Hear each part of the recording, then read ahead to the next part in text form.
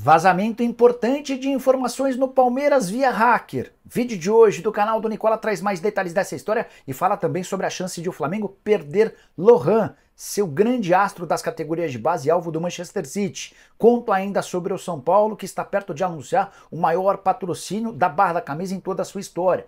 No Corinthians, atualizações em relação ao Iago. Falo sobre o que você tinha no Botafogo, as últimas do Vasco, Santos, Portuguesa, mercado, bastidores, finanças e muito mais.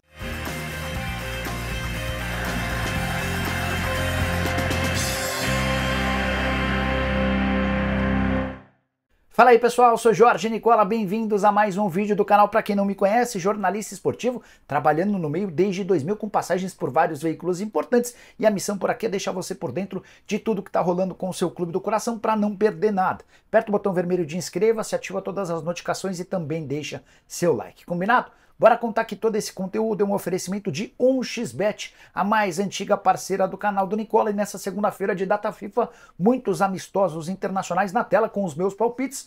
Vou de vitória do Azerbaijão ou empate contra a Bulgária, vou de vitória da Sérvia contra o Chipre, vitória de Montenegro contra a Macedônia do Norte, vitória da Angola contra Comoro. Também estou apostando no triunfo da Suécia contra a Albânia, de Cabo Verde contra a Guiné Equatorial e de Guiné contra Bermuda. Cada jogo bom, hein? Para você participar e mandar seus palpites, na 1xBet é super simples. Pega o link que está no comentário fixo, já faz seu cadastro. Só não esquece de utilizar o código Nicola para ter direito a 100% de bônus no valor do seu depósito. Combinado? Bora começar o vídeo com aquele tradicional giro de notícias, e a primeira informação é sobre o Curitiba, eliminado do Campeonato Paranaense. O time jogou no Couto Pereira nesse domingo e não saiu do 0 a 0 com o Maringá, como havia perdido a partida de ida por 2 a 0, não estará na final. Segunda eliminação importante do Coxa na temporada, Curitiba já havia caído também na Copa do Brasil. Já o Criciúma vai fazer a decisão do Campeonato Catarinense contra o Brusque. O Tigre, que é da primeira divisão do futebol brasileiro, venceu com dificuldade o Barra por 2 a 1. Decisão foi para os pênaltis, até porque o placar do jogo de ida também havia sido 2 a 1 para o Barra. Nas penalidades, o goleiro do Criciúma colocou o Tigre na decisão, e a gente vai assistir a reprise, ao replay da final do ano passado no Campeonato Catarinense. Quero falar também sobre o Goiás, que acumulou mais uma eliminação nesse domingo. Empate 1 a 1 com o Vila Nova dentro de casa e queda nas quartas de final da Copa Verde. O Goiás já havia sido eliminado também nas quartas de final do Campeonato Goiano e deve acabar sobrando para o CEO do clube, o Luciano Paciella, que corre o risco de demissão. Bora falar agora sobre a minha Portuguesa. Preciso te atualizar sobre as últimas da Rubro Verde. Portuguesa que está em processo de desmanche do time que chegou até as quartas de final do Campeonato Paulista, como ela volta a jogar apenas em 3 meses na Copa Paulista, num torneio em que ela já conseguiu o principal objetivo, que é a vaga para a Série D. A ideia da Portuguesa é ter um time bastante jovem e barato. Dessa maneira, os principais jogadores da Portuguesa não ficam. Giovanni Augusto indo para Chapecoense, o Vitor Andrade atrás de propostas, o Eduardo Diniz já fechou com o Ituano. Quero contar para vocês que o Patrick, que foi especulado como reforço do Cruzeiro, o zagueiro, deve acabar se acertando com o Novo Horizontino. Enfim, muitas novidades. Mas o que eu preciso atualizar para vocês é sobre atletas que a Portuguesa pretende trazer de volta para 2025 na disputa do Campeonato Paulista. O Patrick é uma das possibilidades. A Portuguesa gostaria de ter o zagueiro de volta, atleta que pertence à Luz e deve ir para o Novo Horizontino por empréstimo.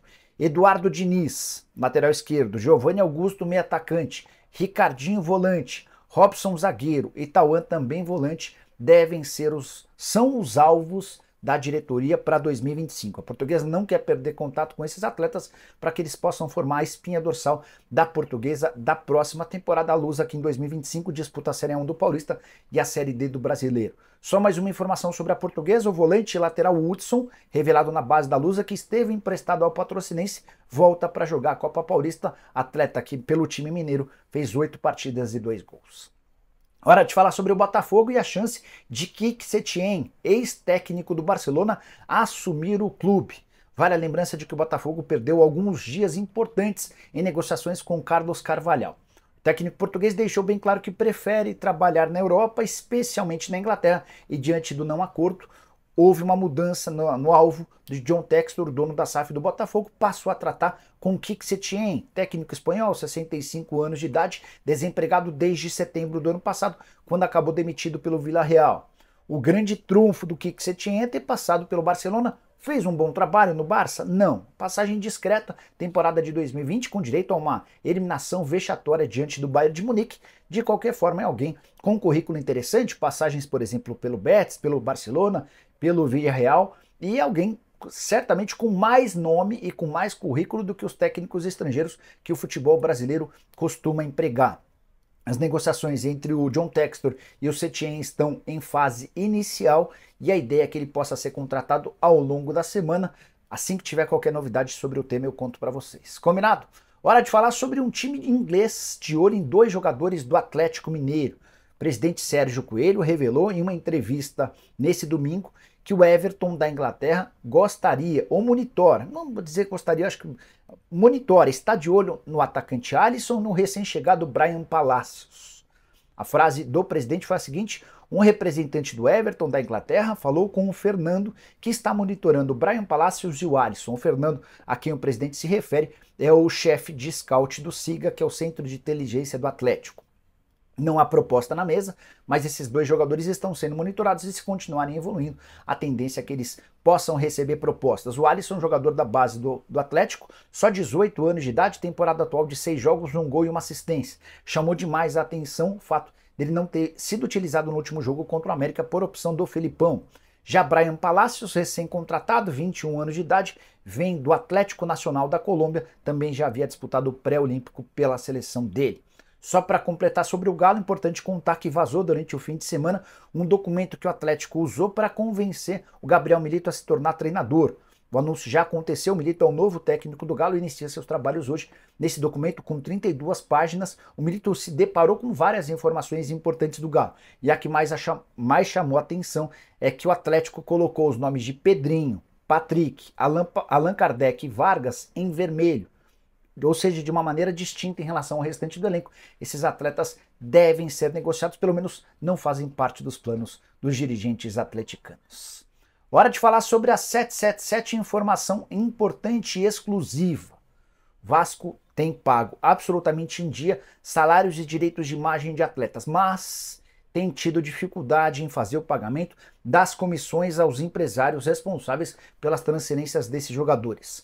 Antes de gravar o vídeo, consultei 3 empresários diferentes que me afirmaram que têm dinheiro a receber em atraso do Vasco e, por consequência, da 777. Vale a lembrança de que o Vasco tem sido um dos clubes que mais faz investimentos em contratações desde a temporada passada. Em 2023 foram cerca de 120 milhões de reais, só atrás do Flamengo. Vasco e Bahia fizeram investimentos parecidos, na atual temporada mais 100 milhões de reais. Os negócios mais caros desse ano, 32 milhões de reais para a contratação do João Vitor, 26 milhões de reais para a contratação do Watson e mais 24 milhões de reais para a contratação do Esforça. Nicola, quais são esses empresários com comissões em aberto? Os 3 me pediram para não serem identificados com medo de represálias, mas eles asseguraram que a 777 tem tido enorme dificuldade em fazer os pagamentos das comissões em dia.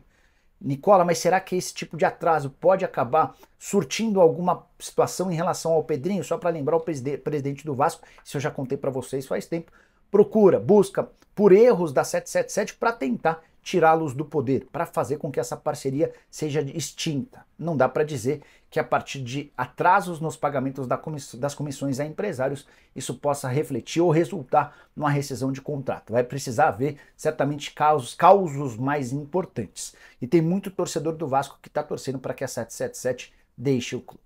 Hora de falar sobre o São Paulo, outra informação exclusiva. O tricolor se acertou com uma empresa importante para a compra do espaço na Barra Traseira. Mais um patrocínio que será anunciado em breve. Detalhe importante, maior acordo que o São Paulo já fechou para a Barra Traseira da camisa. O acordo vai render algo na casa dos 20 milhões de reais. O nome da empresa não foi revelado, assim como também o tempo de contrato também não foi divulgado. São Paulo, pelo que eu consegui apurar, está aguardando o final de uma diligência para poder tornar público e oficial esse acordo. O que é uma diligência? É quando o clube se acerta com a empresa, mas vai buscar informações, especialmente com o departamento jurídico, sobre a viabilidade desse acordo. Será que essa empresa com quem o São Paulo está fechando tem condições de honrar? Eles têm processos na justiça contra si? Tem problemas? Tudo isso está sendo analisado. Assim que o departamento jurídico do São Paulo der o ok, o São Paulo assina o contrato com essa empresa e ocorre o anúncio. Com mais 20 milhões de reais, o São Paulo melhora bem sua condição em relação a patrocínios. Já havia contado para vocês na semana retrasada que o tricolor estimava, se as vendas de camisas da New Balance forem positivas ao longo do ano, bater 100 milhões de reais de faturamento, com o fornecedor de material esportivo e com todas as propriedades vendidas no uniforme. Agora acrescenta-se mais 20 milhões e chega-se ao valor de 120 milhões de reais. São Paulo melhorando de forma considerável seus recebimentos, os seus vencimentos com os patrocinadores de camisa, especialmente depois da chegada de Júlio Casares, Eduardo Toni e companhia. Hora de falar sobre o Flamengo, informação importante e preocupante. O atacante Lohan, tratado como a grande joia da base do Flamengo nos últimos tempos, disse não à primeira proposta de renovação de contrato com o Fla. E acompanhado a essa notícia, vale a informação de que o Manchester City está de olho no atleta de só 17 anos de idade. Lohan, que acabou de ser absolutamente decisivo na conquista da Taça Libertadores da América Sub-20, título inédito do Flamengo. Ele marcou um gol e deu uma assistência na decisão contra o Boca Juniors, vitória de virada por 2-1. Lohan tem contrato com o Flamengo relativamente longo. Não se encerra nesse ano, se encerra apenas em dezembro de 25, ou seja, ele poderia assinar um pré-contrato para se mudar de graça apenas na metade do ano que vem. A multa rescisória para o exterior também é bem tranquila, 50 milhões de euros ou 270 milhões de reais. O Flamengo está preocupado em dar um reajuste salarial para o atleta para garantir um aumento da multa rescisória no exterior, mas em especial a multa rescisória no Brasil. A multa hoje no Brasil é baixa. E diante do assédio de um clube do grupo City, o Manchester City, existe a preocupação de que o City possa comprá-lo por uma multa baixa, possa comprá-lo com uma multa baixa no mercado nacional, vindo do Bahia essa proposta, e depois o repasse para o grupo City. Além do Manchester City, o Crystal Palace e o Newcastle também estão de olho no jogador. A última informação sobre o tema: em setembro do ano passado, o Lohan renovou ou assinou um contrato com uma das principais agências do futebol brasileiro, a Roc Nation, que foi fundada recentemente e tem como um dos acionistas o rapper Jay-Z. Essa empresa, só para vocês entenderem o perfil, ela conta com atletas como Vinícius Júnior, Endrick e Gabriel Martinelli, são 3 grandes joias do futebol brasileiro. Bora mudar de assunto e contar sobre a bomba desse domingo. Um hacker invadiu os e-mails do Palmeiras e fez uma série de divulgações entre a noite desse domingo e a madrugada de segunda. É importante contar que todas essas publicações foram feitas no Twitter, que já baniu a conta desse hacker. O Palmeiras se pronunciou de forma oficial, afirmando que está tomando as providências para que isso não possa acontecer mais. De qualquer forma, várias informações importantes foram divulgadas. Entre elas, os salários do Rony, do Dudu, do Veiga, do Breno Lopes, além de bônus da venda que o Palmeiras fez do Endrick para o Real Madrid e o prêmio para Abel Ferreira. Vou fazer um grande resumo do que foi divulgado. Em relação a Rony, salário de 980 mil por mês, mais 104 mil reais por mês de luvas, ou seja, o Rony ganha próximo a 1 milhão e 100 mil reais mensais, e isso irritou demais torcedores alviverdes. Multa internacional do Rony de 24 milhões de euros. Já a renovação do contrato do Dudu não teve pagamento de luvas, ou seja, ele passou a receber de 2 milhões e 100 mil reais, ele passou a receber 1 milhão e 700 mil mensais. É bem verdade que o contrato do Dudu também prevê alguns prêmios por desempenho. 15 mil reais por partida disputada no Paulista, 25 mil reais por partida disputada em qualquer outra competição. Dudu também recebe uma bolada por títulos conquistados. Já o Rafael Veiga tem hoje um salário de 862 mil reais mensais, mais 150 mil de luvas, algo na casa de 1 milhão de reais por mês. Também garantiu uma bonificação de 2 milhões de reais na assinatura do contrato em janeiro de 2023.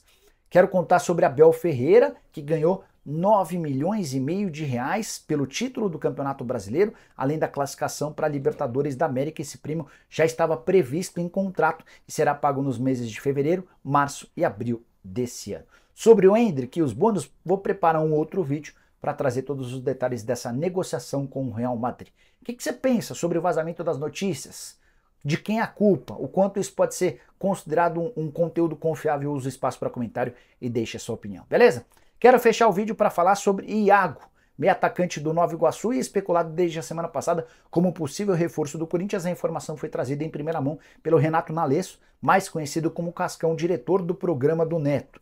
Ele participa de um podcast chamado Alambrado Alvinegro e contou na semana passada que o Iago interessa ao Corinthians.